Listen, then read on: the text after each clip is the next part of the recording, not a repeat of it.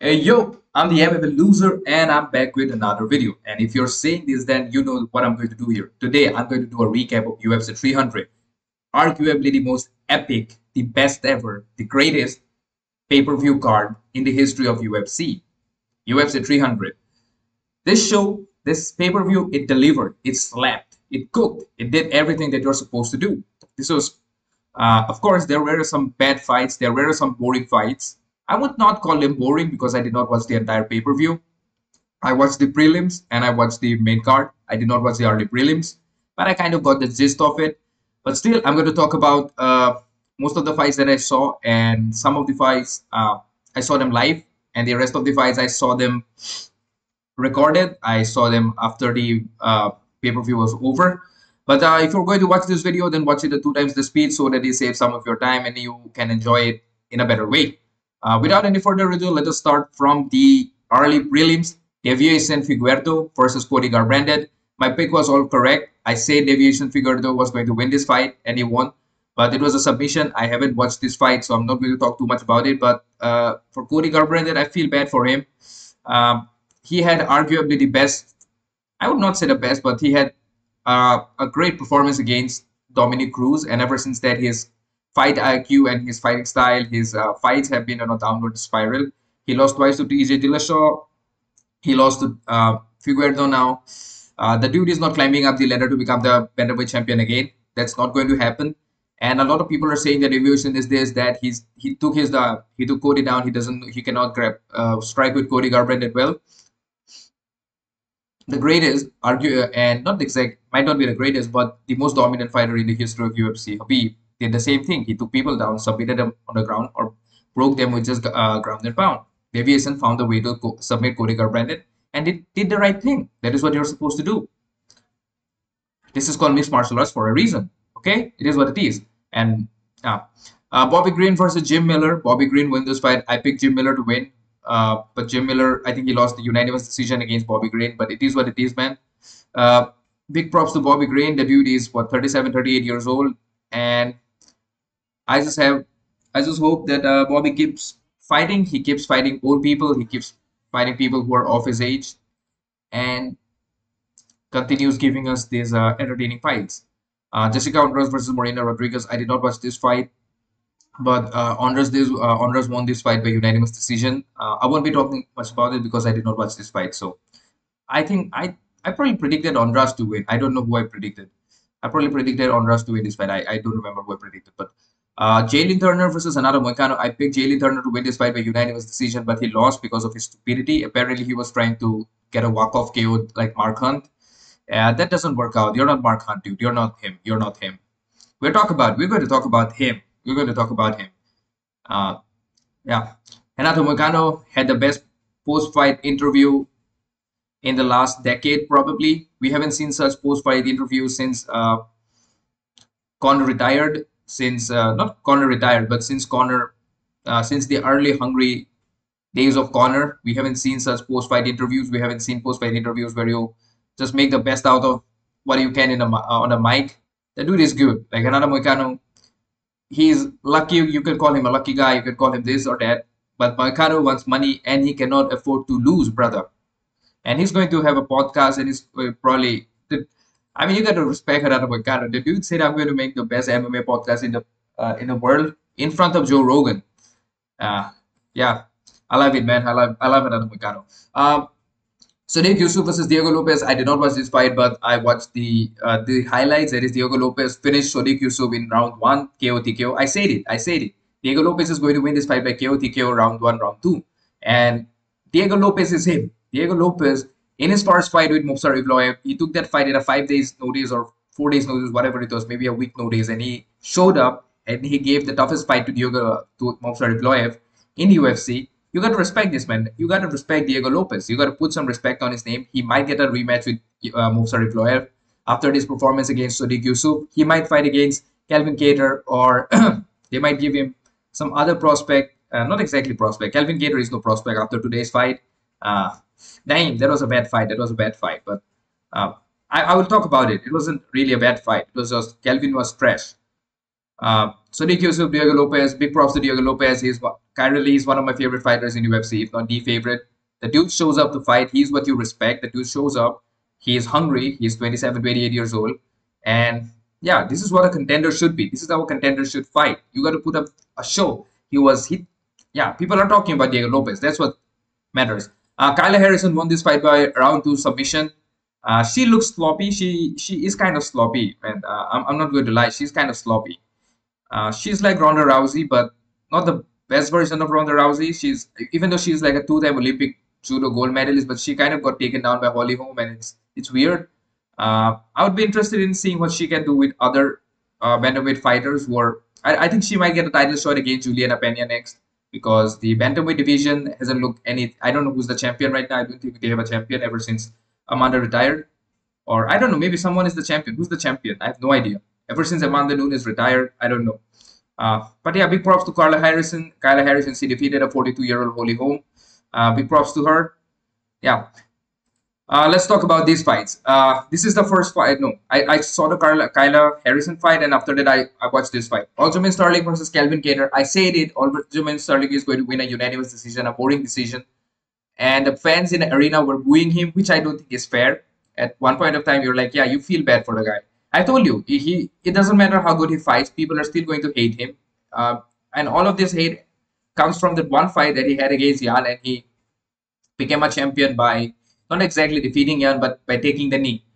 But it is what it is. Calvin Kattar, he was trash. He landed only 19 strikes in a 3-round fight, whereas Aljamain Sterling landed 89. Sterling could not really do a lot of damage to Kattar. He had a lot of control time. That's the difference, when you see someone like Figueiredo, you see someone like Habib. They're not just controlling you; they're hurting you on the ground. Whereas Aljamain Sterling is not exactly hurting you; he's just irritating you on the ground. Of course, if you try to do a lot of weird stuff with Aljo, he'll take your neck. And I thought Aljo would have taken Kattar's back more, but no, he had ground control time. I think he had a mount position for quite a long time. But yeah, and Aljamain Sterling actually looked really good for his first fight at featherweight. And the thing is, he looks bigger than Kattar, like bigger than Calvin Kattar. He looks bigger than Kattar, which is interesting, right? Because Aljo was a big bantamweight, but he was not the biggest bantamweight. But he was pretty big for bantamweight. He looked really good in featherweight debut, and I was actually impressed by his performance. I knew what he was going to do, and he delivered. Whereas Calvin Kattar, I think the dude kind of needs to consider retirement after this fight because he's not hungry. If Aljo is doing that to him, I think Ibloev or Diego Lopes, I think they're going to do some more damage to him because they are more. I think they're physically stronger than Aljamain Sterling. That's what I feel. But big props to Aljo. He did what he was supposed to do. Had a good fight. That was a good performance. The fight was not exactly that entertaining, considering it is a UFC 300. We wanted to see more striking. We wanted to see the fans wanted to see more striking. The people in the arena, they paid a good amount of money. They don't really want to see two people grappling. Let's be honest. You can cry. Yeah, it's okay if you did not pay for it. If you illegally stream it, you're not really that bothered, or you're watching it from your house and you're someone like the people like the MMA community. If you're like a hardcore fan, yeah, you're not bothered by it because you understand that it is difficult to take someone down and control them on the ground. But for a casual fan, yeah, they might get bored. But props to Aljo. Calvin Kattar, I think he should consider retirement. He's not going to get the belt. He's 35, 36 years old already. Yeah. Jiri Prochazka made his return after his loss against Alex Pereira. And Aleksandar also made his return. I said Aleksandar is going to win this by a boring unanimous decision. Oh boy, was I wrong.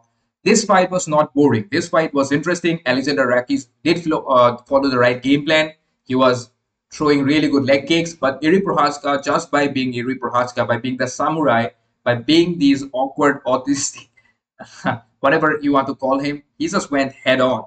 He got strike in the first round. He got really badly hit in the face. He got wobbled. He got I don't think he got concussed, but he definitely got a couple of CTE today. But whatever, he showed up, man. He just took a couple of punches to the face and just brute force attacked Aleksandar. He just went in there and brute forced him. Just forced his way into Aleksandar Rakic's defense and found a way to knock him out. And for Rakic, even though he has taken probably a 2 year or a 1 year round of 1 year break, he came after taking a year off. He came and he looked good. He looked good. He looked decent against Iri Prochazka. It's just that Prochazka was crazy. He's a crazy man. You do not want to get inside a cage with Prochazka. He might get hurt, but he will also hurt you in the process. And there are very few people who can take that beating from Prochazka. And turns out Aleksandar Rakic is not one of them. And this just goes to show how good Pereira is. Like Pereira is levels ahead of all of these fighters. So Jiri Prochazka, he I think wants to fight for the championship belt. I don't know if that is a good idea. I think Pereira will also again find another way to knock him out. So let's see. The UFC might give him a rematch against Pereira after a good performance against Aleksandar Rakic, because that was an entertaining knockout, entertaining finish. And yeah, I don't know if there is nothing much more to talk about this. Props to Jiri Prochazka. I got my prediction wrong. Till now, how many did I get correct? I got this two correct, I got this correct, and I got this the wrong. Till now, I've got like 2 predictions correct. I got this, yeah, I got these 3 correct. Yep. I got the Rockies one wrong, which is okay. The main event, Bo Nickal, Cody Brundage. I told you, if Bo Nickal cannot finish Cody Brundage in the first round, then he's not worth the hype. I told you. And he could not finish Cody Brundage in the very first round. This goes to show that Bo Nickal is not as good as a lot of people think he is. But he is as good as he's supposed to be. What I mean by that is Bo Nickal has had only 6 fights in his MMA career. Professional 6 MMA fights in his professional UFC career. So considering that, he is very good. For a person who's 6-0, he's very good. But he's fighting with someone who has an... like today, he was 5-0 when he fought, but now he's 6-0. He fought against someone who has 16 fights. Is Cody Brundage the best of the UFC? No. Cody Brundage is probably one of the worst middleweight fighters that you have in the UFC roster. Maybe. I mean, of course, there are probably people who are worse than him. But Bo Nickal is 6 fights. He said by the time he has 10 to 12 fights, he will be fighting for the belt, which I think is fair. If he fights 2 times this year, if he fights once more, maybe he's 27. By the time he's 30, he can fight for the belt. He does not need to rush. We need to. I think his management, his coaches, him, his family, they all need to figure it out. And he doesn't need to push like a crazy person. Because we saw when you take the right approach to the top, you can become like Sean O'Malley. Look at Sean O'Malley. He's a champion and he destroyed Chito Vera. So you need to take this slow and steady approach to get to the championship level so that when you're the champion, you're unbeatable. So he has called out Anthony Hernandez. I don't think that is going to be a good fight for him. I think Anthony Hernandez is going to defeat him. But you never know. You never know. Bo Nickal might pull out some weird submission, because I don't think grappling with Bo Nickal, you can say whatever you want, but grappling with Bo Nickal is not exactly a great idea, because in the first round, you might be able to, slack off. You might be able to kind of defend his takedowns. You might be able to defend his submissions and whatnot. But by the time you get to round 2 and round 3, he will find a way to hurt you. He will find a way to, like he got, I think Cody Brundage, I think, did a judo throw and he kind of got Bo Nickal out of, like he got away from Bo Nickal. And then he was really smiling in the end of the round 1. Maybe he thought that Bo is not that good on the ground. But in round 2, you could see when Bo got to the positions, when he saw those openings, you could see it's different. Yeah, you don't feel, it's weird to say, like he's a good wrestler. His striking is not that good. Or maybe in this camp, after his last knockout, he probably felt, we've seen this time and again, that a lot of grapplers and wrestlers, they actually feel, they get really too confident with their striking. So they kind of start striking a bit more and they kind of try to get away from their wrestling and their grappling, which is not exactly a good idea. So I guess Bo Nickal might have been in that phase where he thought his striking is good enough to win him fights. But we saw that his striking is not good enough to win him fights. He needs to go back to what he is good at. That is his wrestling, which he is phenomenal at. So, yeah. Can he defeat somebody in the top 10? Maybe. But he's not defeating the top 6, top 7. Like a Paulo Costa, Robert Whittaker, or Rodrigues is champion, of course. Jared Cannonier, even Anthony Hernandez. Some people are saying him. Yeah, even Chris Curtis. I don't think he's going to be good for him, because he won't be getting close to Chris Curtis to land those takedowns. But the problem with Bo Nickal is today he was, yeah, like I said, when he really depended on his wrestling, he won the fight. That's what he needs to do. He needs to be more wrestling heavy. Look at Kobe Covington. He knows what he wants to do. You don't have to be the most entertaining fighter in the planet. Try to improve your, like, just work on your wrestling. Just win by wrestling. Look at Habib. Just take your opponent down, ground and pound them, and just find a way to finish them. That's what you need to do. I think Bonical probably lost round one. I don't know. Maybe he lost round one. He landed 45 out of 59. Yeah. Cody Brundage actually landed a good number of punches. He landed 80% of his punches. And significant strikes, Bone landed 8 out of 13. And Cody Brundage landed 33. Takedowns, he got 3 out of 6. Submission attempts, he had 2 submission attempts in the second round. Of course, he got his submission. I think he might have probably lost round one, which is, I think this is a good wake-up call for him that he needs to depend more on his wrestling. If he depends more on his striking, he's going to lose. That's it for Bonical, man. I've talked a lot about Bonical. But yeah, it is what it is. He needs to take time. Arman Tsarukyan versus Charles Oliveira. I told you Arman Tsarukyan was going to win this fight by unanimous decision or maybe a split decision. I think he won by 2-1 like that. He won probably 2 rounds and 2 rounds to 1. In the first round, I think Charles Oliveira probably won that round. Don't exactly remember, but look at total strikes. He landed 75 out of 70 significant strikes. Arman landed way more. And takedowns, he got 2 out of 4. Look, a lot of people are saying that, Oliveira, Oliveira probably won round 1 because he had a really good submission in round 1, which you got to give it to him. But the problem with submission is if you cannot submit your opponent, then that submission is kind of useless. And considering Arman, I think it was in round 2 and round 3 where he landed those really dangerous elbows, really hard elbows on Charles Oliveira. A lot of people are just crying in the comment section saying, you know what, Charles Oliveira was supposed to win. This was a robbery. This was not a robbery. This was as clear as a day. Arman Tsarukyan won this fight. He won. It's as simple as that. He probably lost round 1. He won round 2 and round 3 for sure. And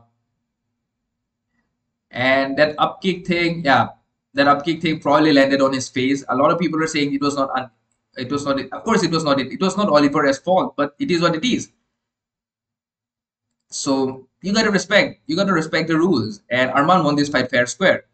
And it would have been really interesting to see Arman versus Makhachev next, but I think Arman is going to wait, and Makhachev is going to fight against Dustin Poirier, which he is going to win probably in the second round or first round submission, or maybe a TKO, who knows. But I think it is going to be a first round TKO or submission against Dustin Poirier. And after that, I think Arman is going to fight against Makhachev. I think Arman might be the champion early next year, or maybe towards the end of this year. I don't think he can defeat Makhachev, but yeah, he will give a tough fight to Makhachev because of his wrestling. Charles would have been destroyed by Makhachev. Boy, oh boy, the BMF. Boy, oh boy, was I wrong? Was I wrong about Max the Blessed Holloway? Max is him. Max, the baddest motherfucker in UFC. I gotta give respect to my man, Blessed Express, the Blessed Era, baby. I gotta give respect to him. Before I talk about Max Holloway, just look at this picture that I want to show you guys. Look at his face. It's like this man, Ilia Topuria, again, one of my favorite fighters, the current UFC featherweight champion, the man who knocked out Alexander Volkanovski clean. Look at his face. It's like the dude just saw something and you're like, oh shit, what did I see? Holloway wants to fight for the belt at 145 against Topuria. He has also said if Makhachev wants to fight, he's ready to take on Makhachev as well. Knowing how he fought how good he fought against Gaethje. I think Topuria has a lot of work to do. If Holloway fights against Topuria, I'm not going to bet against Holloway. After today's performance, damn. The only thing that Topuria has over Gaethje, which I think can pose a lot of problems for Holloway, then it is going to be his wrestling, his grappling. He needs to constantly take down Max every round. For 5 rounds, he just constantly needs to take Max down. There is no way he's finishing Max Holloway, at least not in the stand-up. There is no way he's cracking Max Holloway's chin. There is no way. Topuria is a good boxer, but there is no way he's KOing Max Holloway unless there is some freak injury that Max has. But yeah, if he wants to win against Max, he needs to constantly work on his grappling, which might prove helpful. But after today's performance, come on, dude. Really? I think Max Holloway, he's going to win this fight. Okay. Max Holloway arguably won every round in there. In a very first round, that spinning back kick that he threw that landed on Gaethje's nose, and since then it was all downhill for Gaethje. Gaethje did land a couple of good shots on Max Holloway, and Gaethje basically had a similar experience that Tony Ferguson had when he fought against Gaethje. And after this fight, I am kind of worried about Gaethje, and I want to see him retire because the dude is not going to become a champion. That's for sure after this fight. And the amount of damage that he has taken for 5 rounds, then getting knocked out at the end of the round with 1 second left, that is crazy. That is scary. And yeah, I genuinely want to see Justin Gaethje be healthy and happy. I do not want to see him get more punishment because we already are seeing what is happening with Tony Ferguson. We do not want to see another Tony Ferguson. We don't. We don't need to see another Tony Ferguson, right? We want to see him. I at least want to see him retire happy and healthy. We have had Justin Gaethje has given us some of the greatest fights, some of the most entertaining fights in the history of UFC. And even today's fight, which he lost, still was more entertaining than some of the fights where, some of the championship fights that we have seen in the recent history. But Gaethje needs to retire. Now, Max Holloway, everything that he did today was perfect. Even those leg kicks that he took from Gaethje, he was hurting. I mean, you could see in his legs, if you have ever taken a leg kick, then you know that it was hurting, but it just doesn't matter. Max finds a way to win. And a cautionary tale. If Max Holloway points to the center of the octagon and tells you that, hey, let's bang in the center of the octagon, and there is like 10 seconds left of the round, do not engage because you'll get knocked out. Or you'll get knocked out, or you're going to get a bad knockdown. Arnold Allen, he did the same thing against Arnold Allen towards the end of the round, towards the end of the fight, where he knocked down Arnold Allen, but Allen did not get knocked out because Allen did not take that amount of damage like Gaethje took today. That's how he knocked out Korean Zombie towards the end of the round, where Zombie was like pointing to the ground and he was like, "Yeah, let's strike." Yeah, don't do it with Holloway. He's the more accurate puncher. There's a good chance he might be one of the most accurate punchers in UFC. I'm not considering Alex Pereira and all of those guys. I think they're pretty good, but yeah. But Holloway, I don't know what to say, man. Phenomenal performance. Gaethje, I genuinely like him, but I was wrong. I thought Justin Gaethje was going to win this fight by unanimous decision, but Max Holloway win this fight. I thought Max was going to win this by unanimous decision, but there were a number of moments where I thought Holloway was going to KO Gaethje, and you just have to give it to the chin of Justin Gaethje and to the toughness and the grit that the man has that he did not get knocked out. But at the end, it was too much. That one punch that Holloway landed on him, man, that was perfect. That was like perfect. What the performance by Max Holloway, the biggest card in the history of UFC, and arguably the best performance that Max has had, and won. And yeah, if it wasn't for what Alex Pereira did against him, we would only be talking about Holloway. But we need to talk about the main event as well. But yeah, Max the Blessed Holloway. If he fights Topuria next, I'm going to bet for Max Holloway to win this fight by unanimous decision or some kind of destruction of Topuria. But yeah, it's Max Holloway, dude. No one else. Weili Zhang, she defended her title against Xiaonan. I said that Zhang Weili was going to win this fight by unanimous decision, a dominant unanimous decision. Well, she did win this in a dominant fashion. 256 out of 327, 78% landed. 106 significant strikes to 443. She landed 6 takedowns, had 2 submission attempts. And I think in the second round, was it the second round? No, it was the first round when she submitted Xiaonan. I think Xiaonan probably passed out in there. There's a good chance she passed out. That's when the cut man, he kind of woke her up by putting his finger on her nostril, and that basically brings your breathing back. That kind of opens up your nose. So whatever he did, but big props to her, man. Big props to Zhang Weili. Her striking was off. I think Yan Xiaonan was a better striker. You know what surprised me the most? The fact that Yan Xiaonan was huge compared to Zhang Weili. Zhang Weili hasn't really looked that small against Rose Namajunas, against Joanna Jędrzejczyk, against Jessica Andrade, or Carla Esparza, whoever she has fought in UFC. She hasn't looked that small. But Yan Xiaonan looked like a like she did not belong in the weight class. She looked like she belonged in a class heavier than Zhang Weili. But it is her, and her striking was phenomenal. Every time she was landing those punches and kicks on Zhang Weili, she was doing good. Her side kick was really good. I think she should have used it earlier, but her striking, her boxing was really good as well. But it was only in the grappling division. When it came to grappling, Weili was a much better grappler than Xiaonan and Xiaonan. And yeah, I think a lot of people are. I think I saw someone's video. I think it was Guru's video or uh, I Bad Time MMA or someone talked about it. But uh, Weili depends on her grappling way more than she depends on her wrestling. Mm.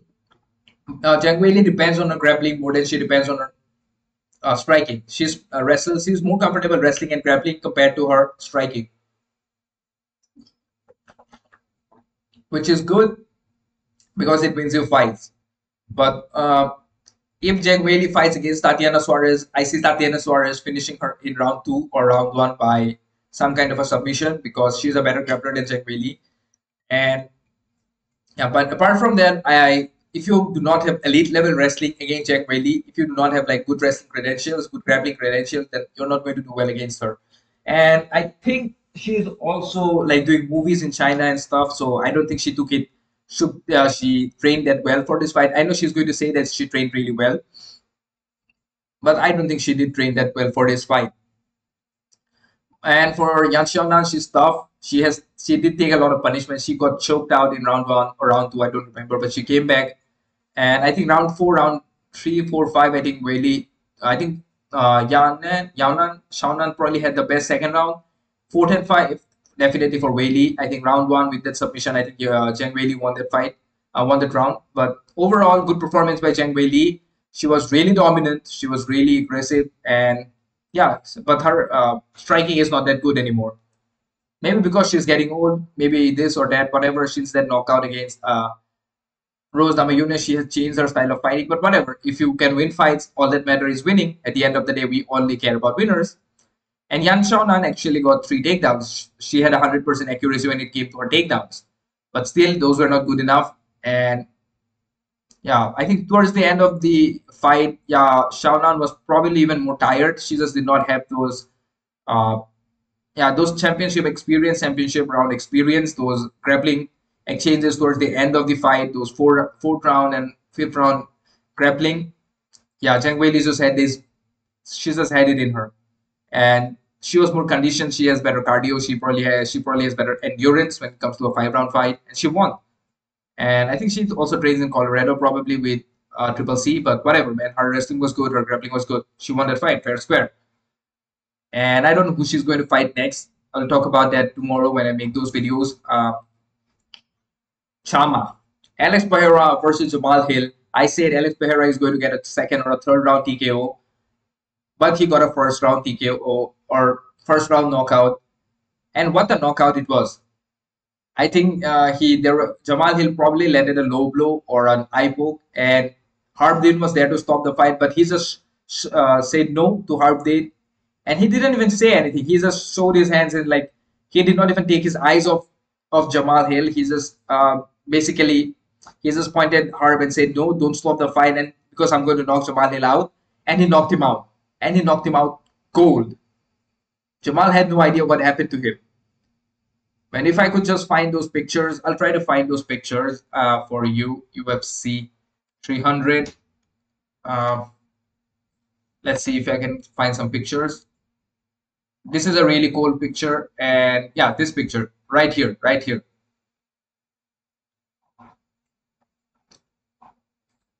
Just look at it. His eyes rolled back. He had no idea what hit him.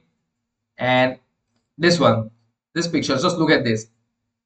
I don't know if you guys can see it. Can you guys see it? Yeah, you guys can see it. Let's look at this picture, man. Just he was that confident. Like right after the fight was over, he was really confident. He'll have no idea what hit him. He'll probably has no idea why they stopped the fight. Because if they would have not stopped the fight, if Harbdin would have not stopped the fight, he would have probably dead. He would have been dead. Considering how hard Alex Pereira hits, yeah, you don't want to get hit by him too much. Phenomenal performance by Alex Pereira. A lot of people were doubting Alex Pereira. Yeah, I just guess Jamal Hill is not that good. Let's just be honest. Or maybe Alex Pereira is way, way ahead of everybody in the light heavyweight division. And consider, and also, since he does not have to cut a lot of weight to get into light heavyweight like he used to do when he was in middleweight division, I think his cardio is better. His ability to stuff takedowns is better. His endurance is better. His ability to take shots is better, and his ability to strike or land power shots is also better because he's not dehydrating himself. He's not really killing himself to make that to with that weight cut. So for that reason, I think he's really dangerous at that 205 division. And Alex Pereira has said that he wants to fight with uh, Alex Pereira has said that he wants to fight with Tom Aspinall towards the end of this year. Oh no, he wants to fight with Tom Aspinall in Brazil. Yeah, that's not a good idea. I think Tom Aspinall will finish him in probably round one or round two with ground and pound. I love Alex Pereira. I think he's arguably the best striker that we have in the UFC right now. And I love watching him fight. And like I said, he's a cool guy. He's one of those. Yeah, I just if I see Alex Pereira, I'll probably run away because I don't want to mess with this guy. But man, oh man, I just don't want to see him fight with Tom Aspinall because Tom Aspinall is not Jamal Hill. Tom Aspinall might not be the best, might not be a great striker, but I'm fairly certain he can take shots. And considering how good he is in his with his grappling, I don't think that's a good way for Alex Pereira to fight. Yeah, and he is also like Aspinall is a big guy, like he's 255, 245. I don't think Alex Pereira has fought anybody who's heavier than him in UFC. And Aspinall is significantly bigger, significantly heavier. And I know Aspinall can take shot, like he can take shot to his head. Yeah, I don't think Alex Pereira should fight an heavyweight. Maybe if he takes his time, maybe he gets into some opponent. Like I'm fairly certain he can defeat some random fighter in heavyweight, like I don't know, some Parker Porter kind of a yeah, like Junior Tafa. Maybe those guys he can defeat them because there is no way those guys are hitting Pereira. But Espinal, I think he will defeat Pereira. But we'll talk about it in a different video. But just to appreciate how good Alex Pereira was today, everybody in the octagon was scared. Like you could see even Izzy was appreciating that knockout.